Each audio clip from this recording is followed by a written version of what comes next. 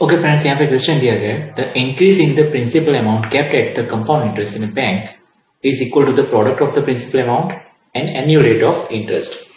First question पूछा गया है annual rate of interest in a bank is 5%, how many years will it take to double the principal amount?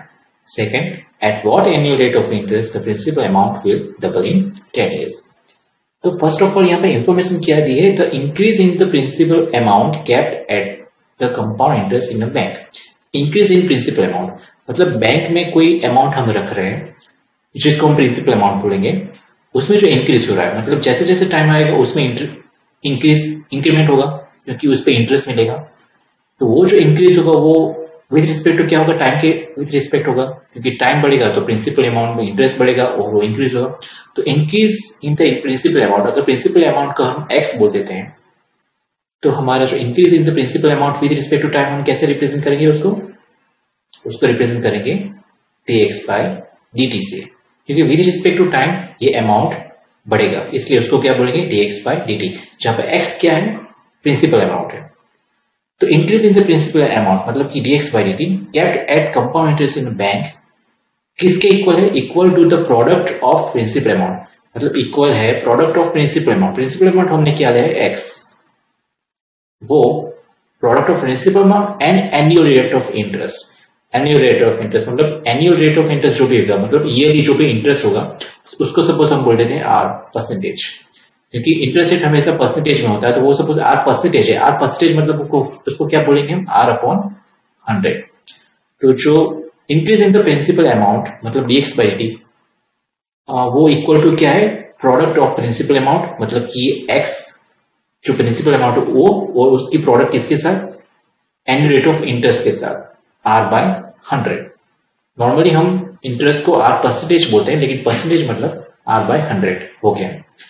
तो जो भी interest rate है into, क्योंकि प्रोडक्ट दिया है, इनटू प्रिंसिपल अमाउंट मतलब कि x इक्वल टू क्या होगा, हमारा जो भी प्रिंसिपल अमाउंट में जो इंक्रीज होगा वो होगा, मतलब dx by dt is equal to x into r by 100। तो ये हमारा हो गया डिफरेंशियल इक्वेशन। इसका सबसे पहले इंटीग्रेशन करेंगे तो सबसे पहले dx के साथ x वाला वेरिएबल और जो dt जो यहाँ पे डिनोमिनेटर में उसको यहाँ पे न्यूमरेटर में लाएंगे राइट हैंड साइड लाके, तो ये हो जाएगा dx upon x is equal to dt, यहाँ पे राइट हैंड साइड आ जाएगा तो r अपॉन 100 के साथ आ जाएगा dt। अब दोनों साइड अगर इंटीग्रेशन करते हैं तो 1 अपॉन x का विद रिस्पेक्ट टू x हो जाएगा log x, r अपॉन 100 तो कांस्टेंट है, यहाँ पे कुछ नहीं है तो 1 कंसिडर करेंगे तो t 1 का with respect to t integration क्या होगा, t plus constant log c, correct, क्योंकि ये log में है तो हमने इसलिए कांस्टेंट c की जगह log c लिया जिससे कि बाद में सिंप्लीफिकेशन में आसानी रहे। तो r अपॉन 100 कांस्टेंट है, यहाँ पे 1 कंसिडर करते हैं तो 1 का विद रिस्पेक्ट टू t क्या होगा, t।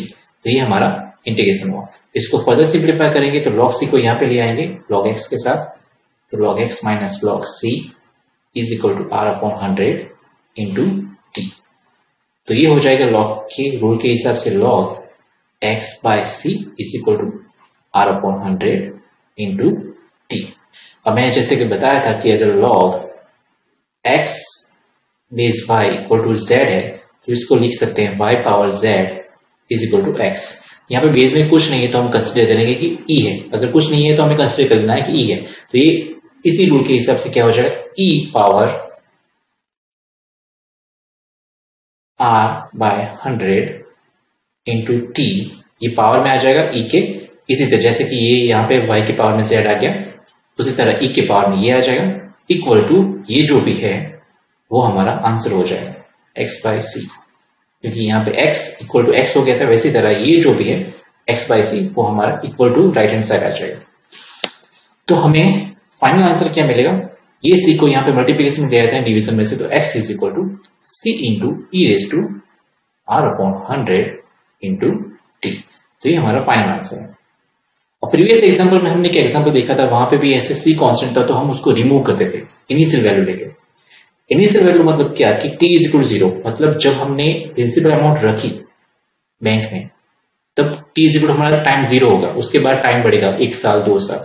तो t is equal to 0 time पे हमारी सपोज जो प्रिंसिपल अमाउंट थी वो थी x0, राइट। जो भी प्रिंसिपल अमाउंट हमारी रही होगी वो सपोज है x0, तो वो लेके हम यहाँ पे c को रिप्लेस करेंगे, c वैल्यू को रिप्लेस करेंगे, जैसे कि प्रीवियस एग्जांपल में हमने किया था। तो suppose at time t is equal to 0 हमारी जो प्रिंसिपल अमाउंट थी इनिशियल, जब सबसे पहले बैंक में रखी वो थी सपोज x0। ये वैल्यूज हम यहाँ पे पुट कर देंगे, तो क्या आएगा, x की जगह x0 आएगा, इनिशियल वैल्यू हमारी कब थी, जब ये t इज इक्वल टू 0 था, मतलब t की जगह 0 रखेंगे तो ये पूरा 0 हो जाएगा, प्रोडक्ट r/100 इंटू t, ये पूरा 0 हो जाएगा, तो ये हो जाएगा c into e raise to 0, e raise to 0 हो जाएगा 1, तो c की वैल्यू आ गई x0। तो ये वैल्यू यहाँ पे पुट कर देंगे, तो हमारा जो फर्दर इक्वेशन आएगा वो क्या होगा, x is equal to c की जगह x0 आ जाएगा, x0 e raise to r/100 into t, जहां पर x किसी भी टाइम t पे x जो है हमारी टोटल वैल्यू है, प्रिंसिपल अमाउंट और इंटरेस्ट को मिला के, और जो x0 है वो क्या है, हमारी जो इनिशियल वैल्यू, जब हम सबसे पहले हमने जब बैंक में जो भी अमाउंट रखी हुई वो बता रही है, और x क्या है, 2 साल, x साल या 6 महीने या 9 महीने के बाद जो भी हमारी जो वैल्यू होगी उसको रिप्रेजेंट करता है, ठीक है। तो ये इनिशियल वैल्यू है, और ये x जो है वो t टाइम पे जो भी हमारी वैल्यू होगी वो रिप्रेजेंट करता है।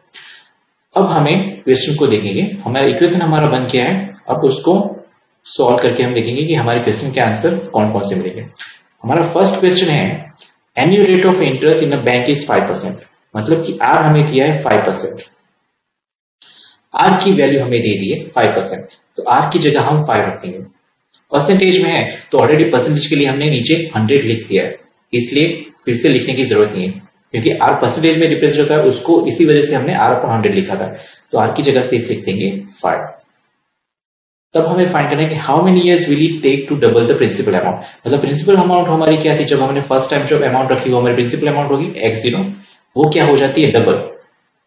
वो टाइम हमें फाइंड करना है कि कब ये जो हमने अमाउंट रखी है वो डबल हो जाती है, वो टाइम हमें फाइंड करना है। तो हमें आर दिया हुआ है, x0 तो हमारी इनिशियल वैल्यू है, ओके, वो हमें x0 ही लेनी है, और हमारी अमाउंट जो डबल हो जाती है, मतलब x की जगह 2x0 लिखेंगे, क्योंकि ये डबल हो जाती है जब 5% हो रेट ऑफ इंटरेस्ट, और उस वक्त हमें ये टाइम ढूंढना है। तो ये सब वैल्यूज हम यहाँ पे पुट कर देंगे, तो x जब डबल हो जाता है, मतलब कि प्रिंसिपल जो भी वैल्यू होगी वो डबल हो जाती है प्रिंसिपल अमाउंट से, मतलब कि x0 से डबल हो जाएगी, तो ये x जब 2x0 हो जाएगा, और जब r मतलब कि रेट ऑफ इंटरेस्ट 5% होगा, तब हमें ये t की वैल्यू फाइंड करनी है। तो अब ये t की वैल्यू फाइंड करने के लिए सबसे पहले x0 यहाँ पे ले जाएंगे डिवीजन में, इसके नीचे x0 के नीचे, तो ये x0 और ये x0 कैंसिल आउट हो जाएगा, तो ये हो जाएगा e रेस टू 5/100 हो जाएगा 1/20t, करेक्ट, इक्वल टू 2। अब ये पावर में है, तो इसको पावर में से हटाने के लिए, जैसे कि मैंने आपको सिखाया था कि x is to power y, x is to power y is equal to z हो, तो इसको लिख सकते हैं हम log z, x यहाँ पे बेस में आ जाएगा, और ये हमारा y जो पावर है वो आंसर हो जाएगा।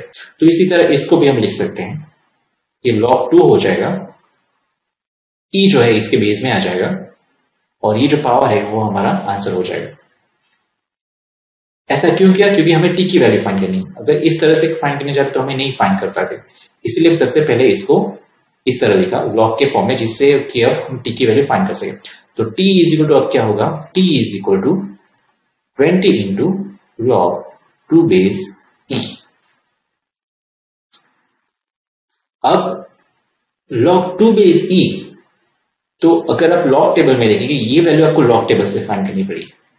अगर आप लॉग टेबल में देखेंगे तो लॉग टेबल में सब वैल्यूज की, सब की वैल्यू, कोई भी वैल्यू के लिए हम वैल्यू फाइंड कर सकते हैं लॉग की, लेकिन उसमें बेस 10 लिया होता है। जो लॉगरिथम टेबल आपको दिया होगा आपकी बुक में या किसी भी और जगह, उसमें बेस 10 के हिसाब से आपको लॉग की वैल्यू दी जाती है।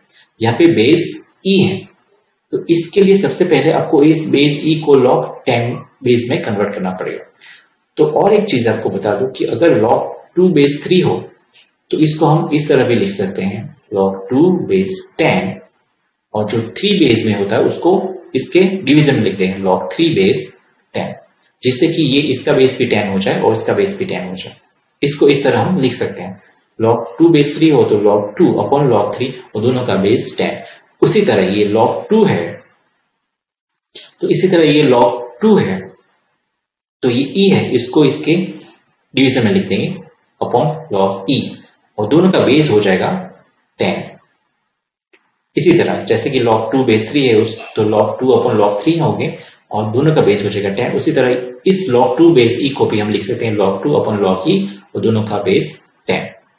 अब आप जब log टेबल में देखेंगे तो log 2 की वैल्यू है 0.30, जस्ट में log 2 की वैल्यू हमें मिलेगी 0.3010 और log e बेस 10 की वैल्यू हमें मिलेगी 0.4343।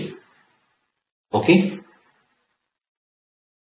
अब इसको अगर हम कैलसी में इन दोनों का डिवीजन करेंगे और इसके साथ इसके बाद 20 से मल्टीप्लाई करेंगे तो हमारा आंसर आएगा कुछ 13.86, जो अप्रोक्सीमेटली हम लिख सकते हैं 14।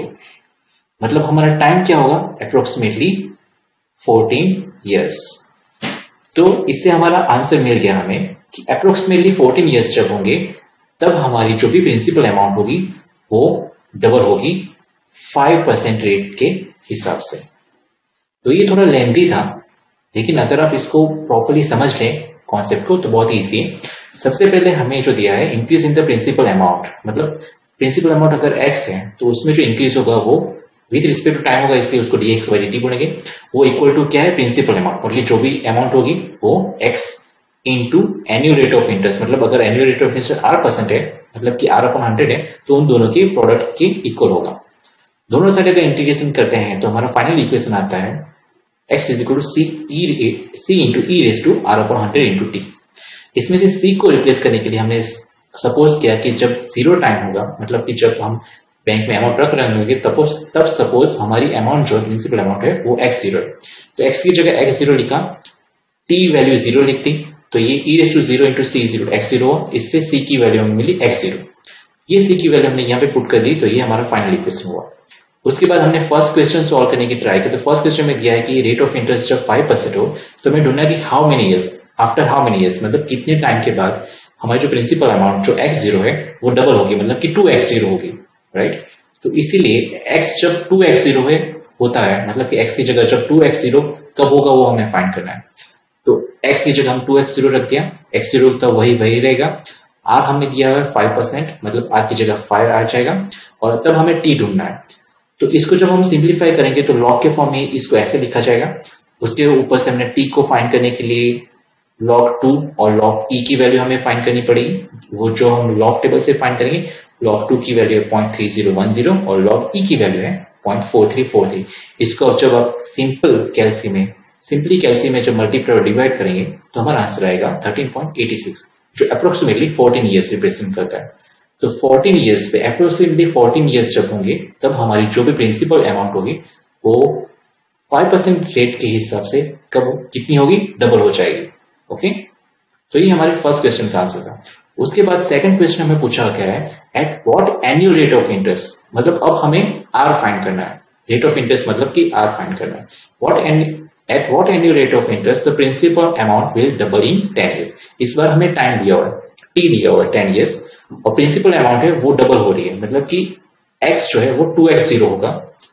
तो उस टाइम जब x जब 2x0 होगा और जब टाइम 10 ईयर्स दिया होगा तब हमें रेट ऑफ इंटरेस्ट मतलब कि r फाइंड करना है।